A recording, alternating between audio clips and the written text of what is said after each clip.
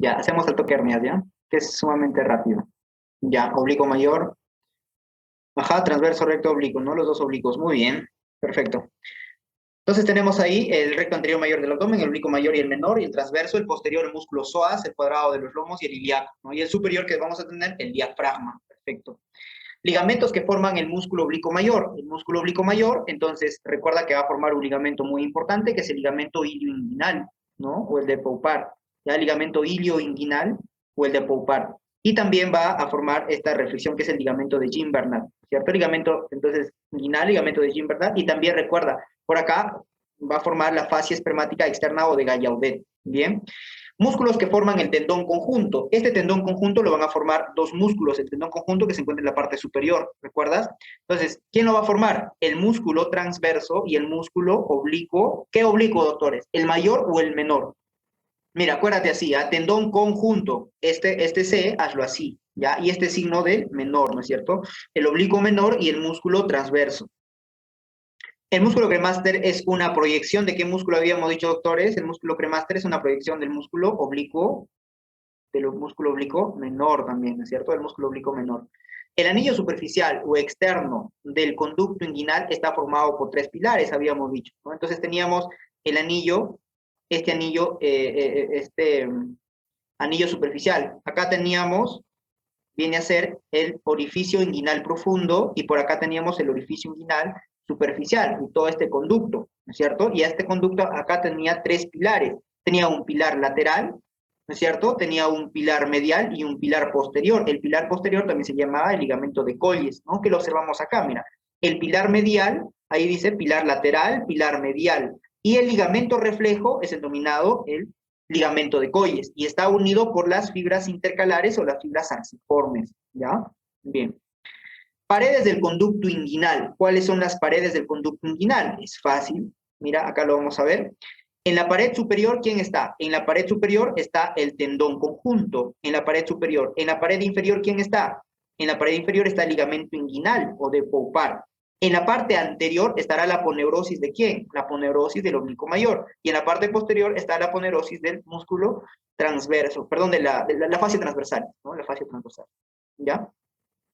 Dan origen al ligamento de Henle versus hilio pubiano de Thompson versus ligamento de Hesselbach. Todo eso de acá refuerzan, por si acaso, a la fascia transversalis, ¿ya? Entonces, el ligamento de Henle, ¿de dónde viene el ligamento de Henle? Este ligamento de Henle no es otra cosa más que la proyección de esta fascia transversalis, ¿no? Al igual que el de Hesselbach. El de Thompson, en cambio, viene del músculo transverso. Así que tú recuerdas, este ligamento ilioinguinal también se le denomina Poupart. Su otro nombre, por si acaso, no viene a ser el de Thompson, porque el de Thompson está justo por debajo de este músculo, de este ligamento, pero el ligamento de Thompson viene del músculo transverso, ¿ya? El ligamento de Henle, del recto anterior mayor del abdomen, el de Hesselbach, de la fascia transversalis, y el de Thompson, del músculo transverso, ¿ya? Del músculo transverso. Muy bien. Y estos refuerzan a la fascia transversales, ¿no? Puntos débiles de la pared posterior. ¿Cuáles son esos puntos débiles de la pared posterior? El triángulo de Petit y el cuadrilátero de Griffith. Tal vez del que tienes que recordar sus límites es el triángulo de Petit. El triángulo de Petit, la cresta ilíaca, ¿no es cierto? El gran dorsal, habíamos dicho, y el músculo oblicuo menor. ¿Ya? Ese viene a ser sus límites. ¿Ya? Contenido del conducto inguinal en el hombre, el cordón espermático, va a tener el conducto deferente y sus tres arterias espermáticas. Es importante saber que la arteria espermática viene de la aorta, la arteria deferencial viene de la vesical inferior, la funicular o espermática del epigástrico inferior. Pero lo más importante de todo esto, que ha sido pregunta de examen, tenemos que recordar, es el drenaje venoso, habíamos dicho, porque acá tenemos la vena cava inferior, y esta vena cava inferior va a hacer su drenaje de esta vena espermática. Depende del lado derecho o del lado izquierdo, porque en el lado izquierdo drena a la vena renal izquierda y lo drena en ángulo de 90 grados, por lo tanto es de alta resistencia. Entonces, ¿dónde es la formación más frecuente de varicocele? En el lado izquierdo, ya, en el lado izquierdo, ya, el izquierdo drena la vena renal izquierda, pero el 98% se produce por eso, de los varicoceles. Límites del anillo crural, estos límites de este anillo crural que vamos a encontrar acá, ya ahí tenemos el ligamento, y en la parte de acá tenemos el ligamento de Jean-Bernat, y por acá tenemos un ganglio, que es el ganglio de Ploquet o de ganglio de Rosemüller, ¿no? Y en la parte inferior, por acá recuerda que viene el pubis, ahí está, que acá se encontraba dos celdas, ¿no es cierto? Acá tenemos la parte muscular. Por la parte muscular, ¿quién está, doctores? Por la parte muscular vamos a encontrar el nervio femoral, ¿no es cierto? Encontramos por acá el nervio femoral. Y por acá tenemos, por eso la mnemotecnia que viene a ser navega, ¿no es cierto? Navega. Porque lo primero que vamos a encontrar es el nervio, luego vamos a encontrar la arteria, luego vamos a encontrar la vena, ¿no es cierto? Navega, y luego encontramos el ganglio. Y por acá se encuentra el anillo femoral, y es por donde salen las hernias crurales, doctores. Por acá salen las hernias crurales. Entonces, ¿cuál viene a ser sus límites? En la parte anterior está el ligamento inguinal, en la parte posterior tenemos el músculo y el ligamento de Cooper, ¿no es cierto? En la parte lateral, ¿quién va a estar? La vena femoral, pues acá está la vena femoral, y en la parte medial está el ligamento de Gimbertat-Pulavunar, ¿no? Componentes de una hernia, es fácil, ¿no es cierto? Toda hernia tiene que tener un contenido, un continente, obviamente, ¿no es cierto? Su anillo y su saco, ¿ya? Si es que, por ejemplo, no tiene saco, será una hernia falsa. La eventración emerge a través de, te dice, ¿y cuáles son esos factores de riesgo? La diferencia de una hernia con la eventración es que la eventración, entonces la eventración aparece en una cirugía previa, la eventración a diferencia de una hernia, ¿ya? ¿Y cuáles son sus factores de riesgo de la eventración? La obesidad y la malnutrición, ¿no es cierto? Entonces se produce por una cicatriz antigua la eventración. ¿Cuál es la diferencia fundamental entre una hernia y una eventración? Habíamos dicho el orificio de salida, se considera hernia por deslizamiento. ¿Cuándo se considera una hernia por deslizamiento, doctores? Se considera una hernia por deslizamiento si es que este saco, ¿no es cierto? Este saco va a tener un contenido y el contenido forma parte del saco, es decir, se pega al saco. A eso se llama una hernia por desplazamiento, ya una hernia por desplazamiento, ¿no? Cualquier hernia en la que parte del saco ya es una víscera. Ya parte del saco es una víscera. Bien. Definición de la hernia coercible versus incoercible. La coercible es la hernia obediente, ¿no? Y la incoercible es que no es obediente. La coercible es cuando tú vas a presionar el saco de la hernia y se queda dentro, a menos que hagas un esfuerzo. Mientras que la incoercible se reduce, pero sale inmediatamente. Esa es la diferencia con la coercible. Entonces, la coercible permanece dentro de la cavidad abdominal hasta realizar un esfuerzo. Mientras que la hernia incoercible regresa inmediatamente sin realizar el esfuerzo, ¿no? Esas son las hernias reductibles. Se reducen, pero depende si es que regresa o no. Mientras que la hernia irreductible tenemos la encarcelada y la estrangulada. ¿Cuál es su diferencia? Es que la estrangulada ya hay compromiso vascular, ya hay isquemia, ya hay cambios de coloración, etcétera, ¿no? Maniobra para la exploración de las hernias inguinales directa versus indirecta es la llamada maniobra de Landívar. ¿En qué consiste, doctores, la maniobra de Landívar? Si es que nosotros tenemos acá la espina ilíaca antero-superior y acá tenemos el pube, por acá tendremos el ligamento iliopubiano. Si es que de este ligamento iliopubiano partimos de la mitad a 2 centímetros por arriba, vamos a encontrar el orificio inguinal profundo, ¿no es cierto? Bien, y por acá tendremos el orificio inguinal superficial.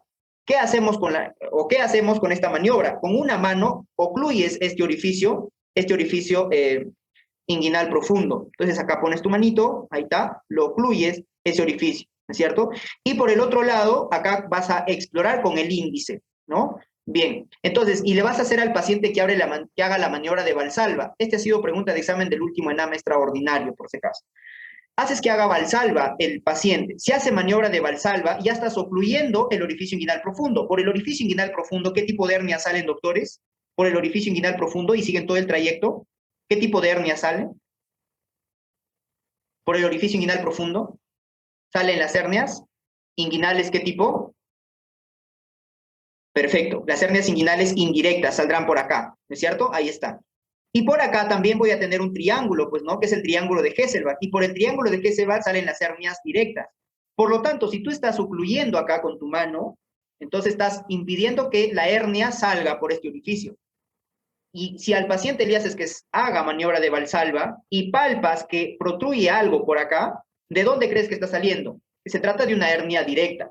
Por lo tanto, se denomina landívar positivo, si es que tú no palpas ninguna masa. Y se llama landívar negativo, algo paradójico, ¿no? Landívar negativo si es que tú palpas esta masa de acá. Porque tú estás, con este landívar, estás tratando de ver si se trata o no se trata de una hernia inguinal, pero indirecta, ¿ya? De una hernia inguinal indirecta. Entonces, si es que no se trata de esta hernia inguinal indirecta, será landívar positivo. En otras palabras, landívar positivo, ¿qué te indica?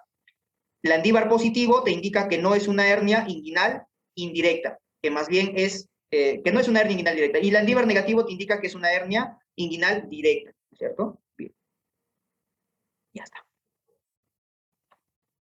Ahí está la maniobra del Landívar, se palpa, es indirecta. Cuando no se palpa, habíamos dicho, si es que no se palpa, será indirecta, ¿ya? Bien.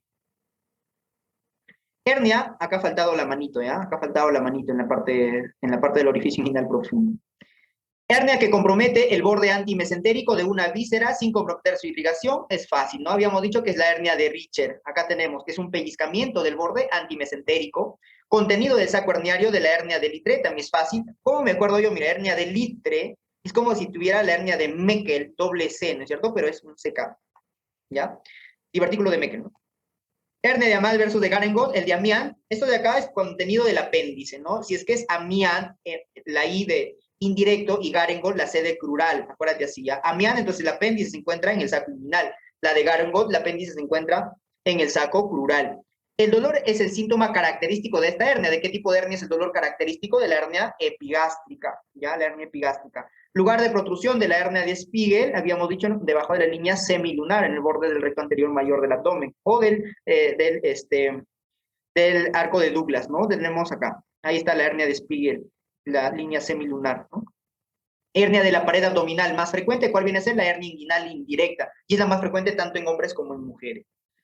Hernia que protruye lateral versus medial a los vasos epigástricos, doctores. ¿Qué hernia es la que protruye lateral a los vasos epigástricos? Entonces nosotros tenemos acá el ligamento inguinal y tenemos por acá los vasos epigástricos, ¿cierto? Tenemos los vasos epigástricos. Y por acá tenemos el músculo recto anterior mayor del abdomen y acá encontramos el llamado triángulo de Hesselbach. A ver, doctores, por el triángulo de Hesselbach, ¿quién va a salir? Entonces, acá tenemos la parte medial y acá tenemos la parte lateral. Por la parte lateral a los vasos epigástricos, ¿qué hernias van a salir y van a continuar por todo el trayecto del conducto inguinal y que pueden ser inguinoescrotales? Estamos hablando de las hernias inguinales indirectas, ¿no es cierto? Entonces, las indirectas salen lateral a los vasos epigástricos, mientras que las directas salen medial a los vasos epigástricos por el triángulo de Hesselbach, ¿ya? Bien. Hernia que protruye por el triángulo de Hesselbach o la fosita interna. Entonces, si te preguntan a ti por la fosita interna, por el triángulo de Hesselbach, medial a los vasos epigástricos, estamos hablando de la hernia inguinal directa. Origen de las hernias inguinales directas versus las directas. Las indirectas tienen un origen congénito, ¿no es cierto? ¿Se produce por qué, doctores? Se produce por la persistencia de ¿qué? Por la persistencia del conducto peritoneo vaginal, ¿no es cierto? La persistencia del conducto peritoneo vaginal. ¿Y cuál es el más frecuente? ¿El lado izquierdo o el lado derecho? El lado derecho, porque es el testículo derecho el que baja al último, ¿no? El primero que baja es el izquierdo, ¿ya? Mientras que las hernias directas suelen ser adquiridas, más bien, adquiridas y más frecuente en pacientes mayores de 40 años, ¿ya? Mayores de 40 años, ¿bien? Ahí está, congénitas, ¿no? Y habíamos dicho por persistencia del conducto peritoneo vaginal en varones y de NUC en las mujeres, ¿no? Son adquiridas, mayor de 40 años, debilidad en la fascia transversalis, ¿no? Por eso también vamos a encontrar en las colagenopatías por alteración del colágeno tipo 3, ¿no? Disminución de la hidroxiprolina, recuerdo. Según la clasificación de Nyhus, la hernia en pantalón versus la hernia directa es. Entonces, la clasificación de Nyhus, ustedes me van a ayudar a llenarlo acá. Entonces tenemos la clasificación de Nyhus tipo 1, tipo 2, tenemos la clasificación de Nyhus tipo 3, y la 3 se divide en A, B y C, doctores, y la tipo 4. Doctores, ¿cuál es la hernia? ¿Qué Nyhus es la hernia directa? La hernia inguinal directa, doctores, ¿qué Nyhus es? La hernia inguinal directa, Nyhus. A ver, doctores, como que despiertan. Esto tienen que tenerlo claro, toda la clasificación de Nyhus que ha sido preguntado muchas veces en tus rotaciones, etcétera, y en el examen, pues, ¿no? A ver, la clasificación de Nyhus. La hernia directa, recuerda, no te olvides, ¿ya? La hernia directa es la 3A, ¿ya? La hernia inguinal directa es la 3A. Y la hernia crural, doctores, ¿qué Nyhus es? Fácil, ¿no?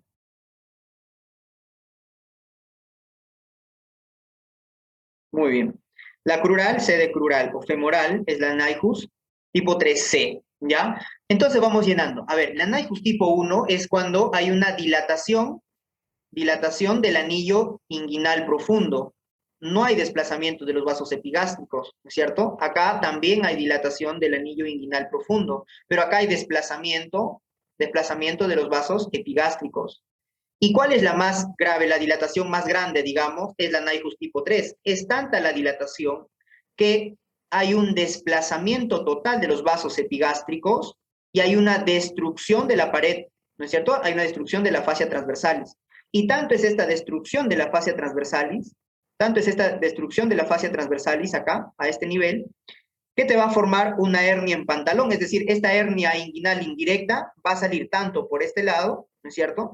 Y va a salir por el anillo, va a salir por el triángulo de Hesselbach y formando esta hernia en pantalón, ¿ya? Es la Nyhus tipo 3. La Nyhus tipo 3B, entonces te va a producir la hernia en pantalón, o por deslizamiento, también vamos a encontrar en el Nyhus 3B, ¿ya? Y en el Nyhus tipo 4 son las hernias recidivadas, ¿ya? Las hernias recidivadas. Muy bien.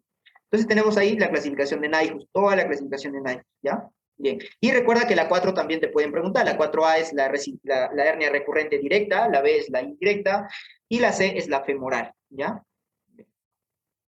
Hernia más frecuente en estrangularse, ¿cuál viene a ser la que se estrangula con mucha mayor frecuencia? La que se encuentra por debajo del ligamento inguinal, la llamada hernia crural, ¿cierto? La hernia crural o femoral. Las hernias femorales protruyen por debajo del ligamento inguinal. La hernia inguinal que tiene mayor riesgo de encarcerarse o estrangularse de estas dos, ¿cuál viene a ser? La inguinal indirecta, ¿cierto? La indirecta.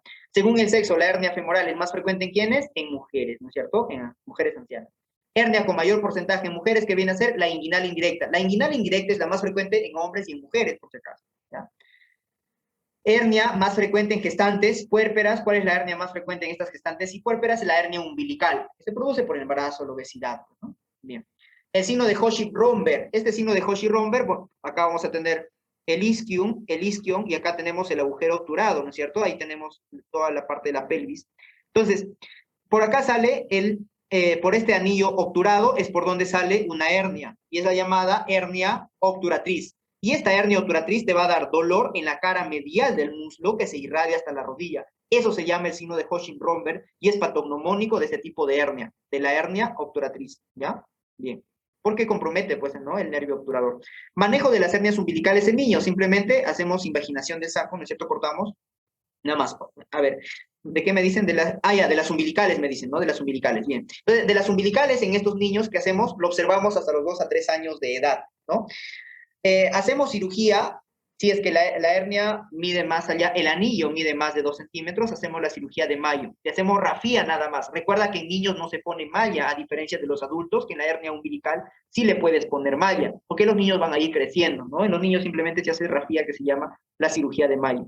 Manejo de las hernias inguinales en niños, de lo que habíamos dicho. ¿Qué hacemos? Herniotomía más ligadura alta de saco, ¿cierto? Y listo. Tenemos 2 técnicas, las técnicas de McKay, que se hacen varones, y la técnica de Pott, que se hace en mujeres, ¿no?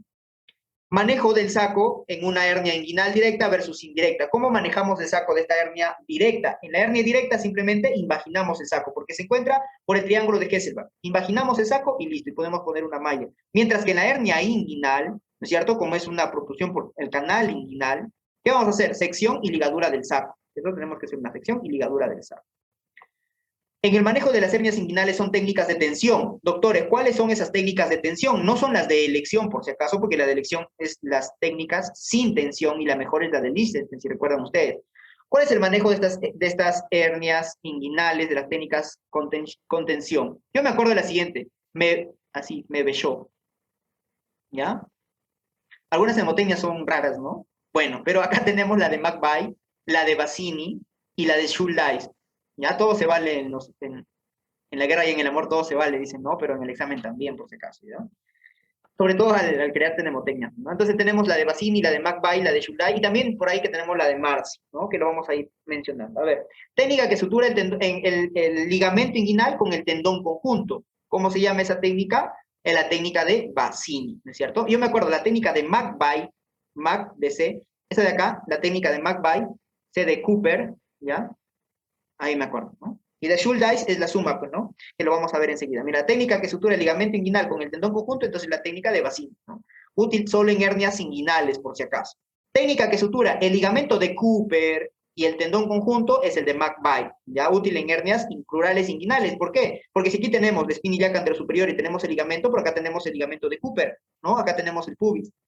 Entonces, si vas a ligar, aquí tenemos el tendón conjunto. Imagínate, vas a ligar, vas a suturar este ligamento de Cooper con el tendón conjunto. Prácticamente está sellando tanto las hernias que se producen por la parte inguinal como por la parte crural. Esta es la técnica de McBride.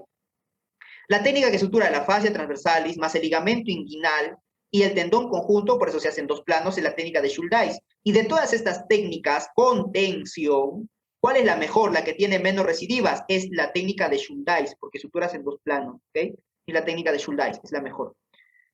Tratamiento de elección de las hernias que han demostrado menor recidiva.